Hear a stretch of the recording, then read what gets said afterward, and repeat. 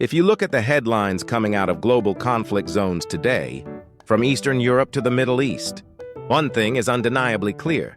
The nature of warfare has changed forever. We have moved from the era of the exquisite and expensive, the $100 million fighter jets, to the era of the expendable and mass-producible. We are talking about drones, but not just the small quadcopters you can buy at an electronics store. We are talking about high-performance, jet-powered autonomous aircraft that can fly alongside manned fighters. And there is one company sitting right in the middle of this revolution that often flies under the radar of the average investor. That company is Kratos Defense and Security Solutions. Today, we are going to deconstruct Kratos, analyzing their financial evolution from 2020 to the explosive growth we are seeing in late 2025. We will uncover why their specific portfolio, tactical drones, space, communications, and rocket systems makes them arguably the most important small-cap defense contractor for the next decade. To understand the future, we have to look at the trajectory. Let's go back to the 2020 annual report. Back then, Kratos was generating around $747 million in revenue. They were known primarily as a target drone company. They built the drones that the Air Force used for target practice. It was a solid, steady business, but it wasn't a high-growth thesis. However, management was quietly making a massive bet.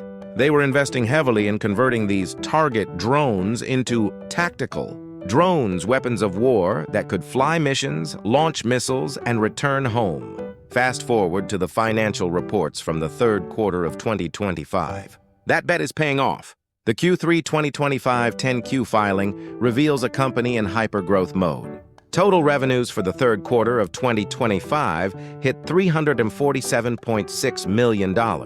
Compare that to the same quarter in 2024, which was $275.9 million. That is a staggering 26% year-over-year growth in a single quarter. If we look at the 9-month period ended in September 2025, revenue surpassed $1 billion. To put this in perspective, Kratos is now generating significantly more revenue in just 9 months than they did in the entire year of 2020.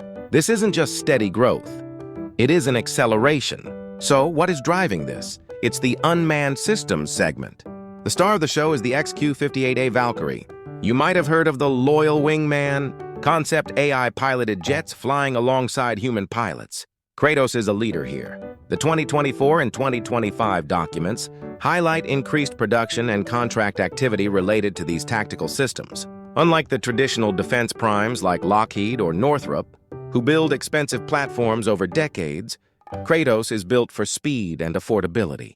They can produce a Valkyrie for a fraction of the cost of an F-35. In a world where the Pentagon is launching initiatives like Replicator to field thousands of autonomous systems, Kratos' low-cost, high-performance manufacturing capability is their ultimate moat. But the Kratos story isn't just about drones. We must look at their space and satellite business. In the modern age, you cannot fight a war without space. You need satellite communication for GPS, for data targeting, and for command and control. The financial filings show that Kratos isn't launching rockets. They are building the ground infrastructure that talks to the satellites. They are the picks and shovels of the space race. Their OpenSpace software platform is digitizing ground stations, moving hardware functions into software.